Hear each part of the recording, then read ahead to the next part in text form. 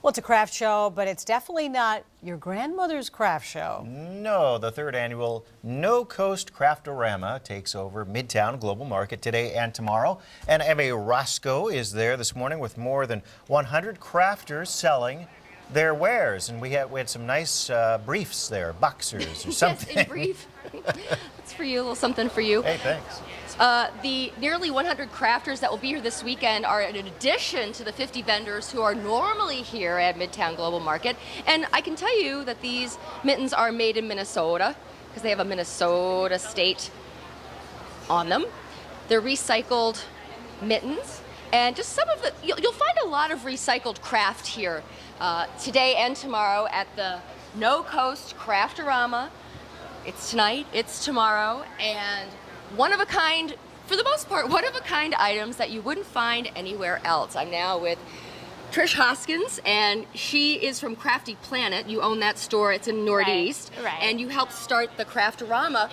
What is this all about? Explain it to somebody who's, you're not going to find, pine cone wreaths and bears and period costumes like maybe your grandmother's craft show. Right, no ducks and bonnets. No ducks and bonnets. Right, well, maybe so, but in an ironic context, It's all crafts to appeal to the urban hipster, 20 and 30-somethings. It's just a very indie DIY kind of movement. So a lot of these people got into crafting how?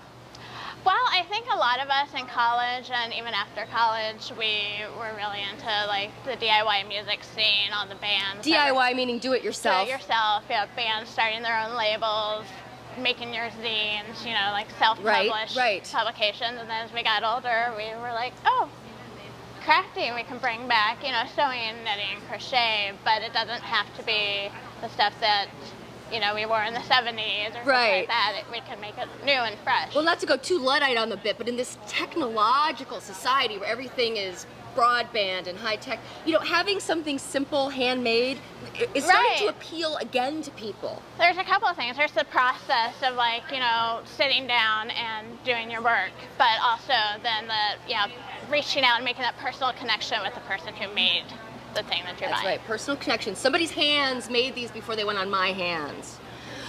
When we come back, we'll find out about your briefs if you wish, Tom. But we'll find out about how some of these other crafters and what drives them to do this. That's coming up. And those mittens look pretty warm, by the way.